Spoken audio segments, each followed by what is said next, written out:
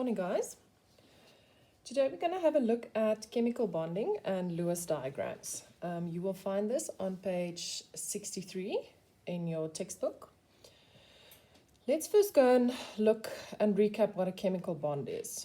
Remember, chemical bond is what happens when we have two atoms that are bonded together when a molecule is formed.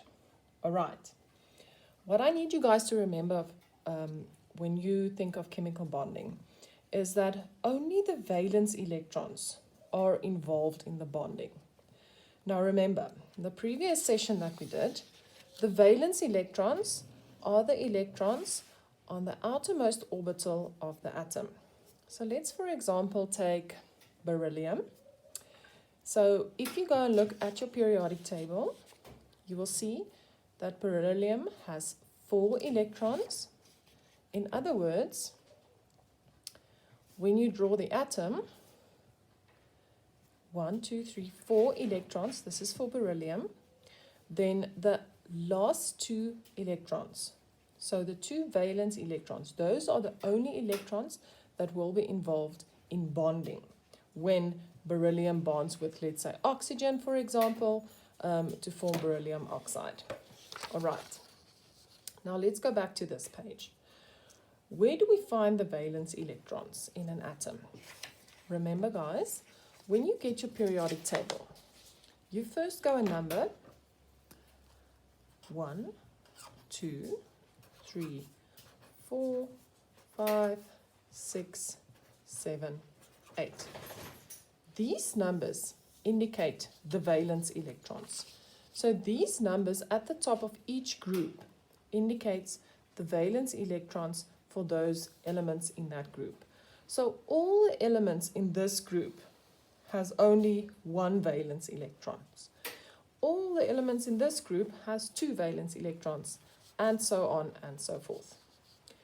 This group here at the end, these are our noble gases. Remember, what is a noble gas? It is an atom with a full orbital.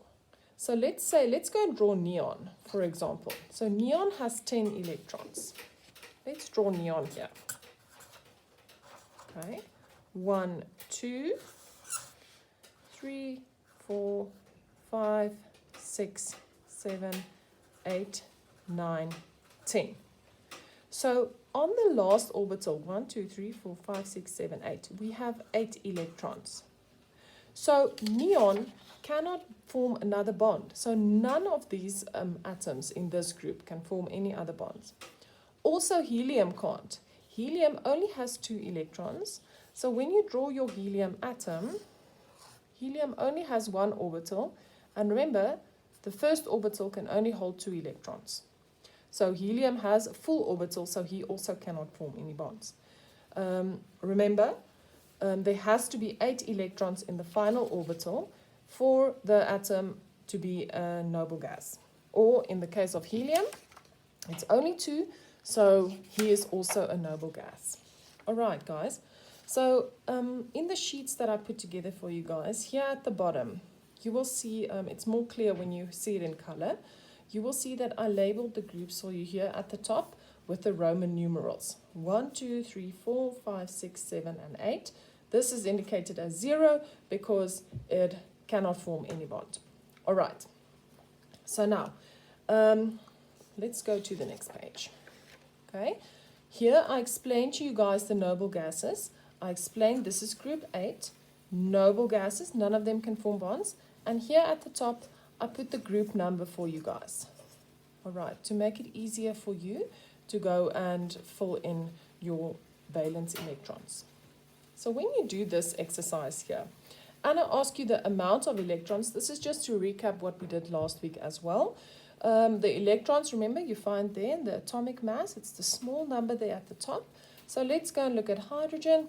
Hydrogen has 1 electron, and then if you have to go and find the valence electrons, you look at that number there at the top of the group. So hydrogen also has 1 valence electron. Let's go and look at aluminium, for example, here at the bottom. So aluminium has 13 electrons. Remember, those are the electrons in the atom.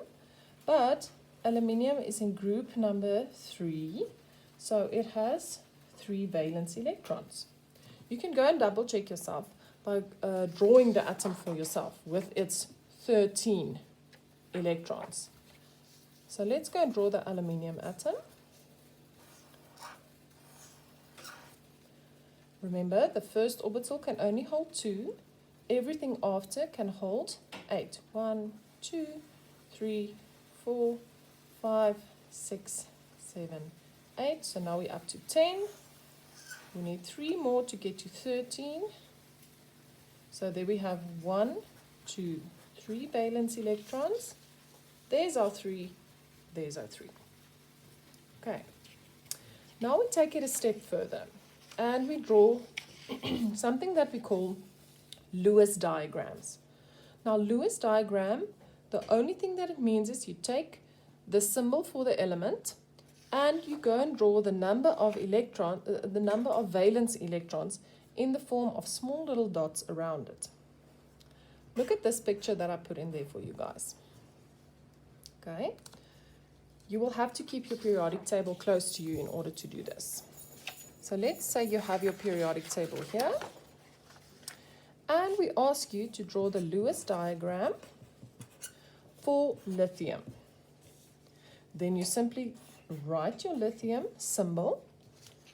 You go to your periodic table and you see, okay, lithium is in group 1. So I simply make one little dot. All right, let's look at the next one, beryllium. Beryllium is in group number 2.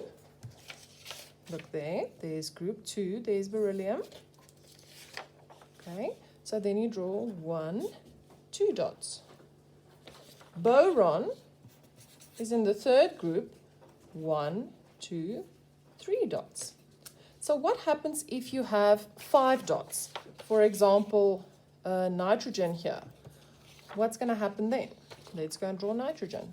So then you have nitrogen, 1, 2, 3, 4, 5.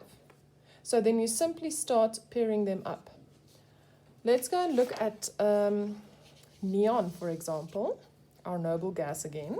So neon is in group 8, so we need to have 8 dots around neon.